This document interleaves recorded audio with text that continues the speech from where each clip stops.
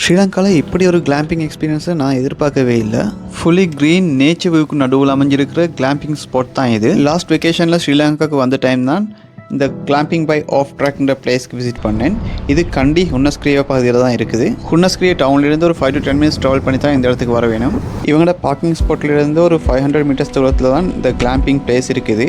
நீங்கள் டிரெக்டாக அவங்களோட வெஹிக்கிளில் போயிடாது, ஏன்னா இது ஒரு ஆஃப் ரோட். அவங்களோட ஸ்டாஃப் 4x4 வெஹிக்கிளில் வந்து அவங்கள பிக் பண்ணிட்டு போவாங்க.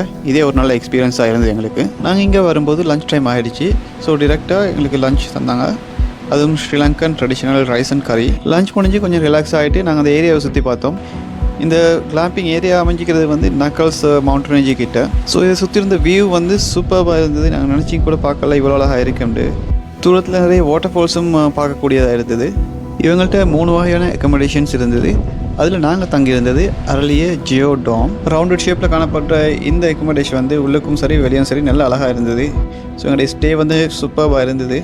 Accommodation, food, camp fire dining, nature view, இது மட்டும் இல்லாமல் இவங்க ட்ரெக்கிங்கும் கூப்பிட்டு போவாங்க. இவங்களுடைய ஸ்டாஃபே கைட் பண்ணி இந்த ட்ரெக்கிங்கை கூப்பிட்டு போகிறதால எங்களுக்கு கம்ஃபர்டபுளாகவும் சேஃபாகவும் இருந்தது. உங்களுக்கும் நேச்சரை பிடிக்கும்னா கட்டாயம் இந்த கிளாம்பிங் பை ஆஃப் ட்ராக்ன்ற இடத்துக்கு போய் பாருங்கள்.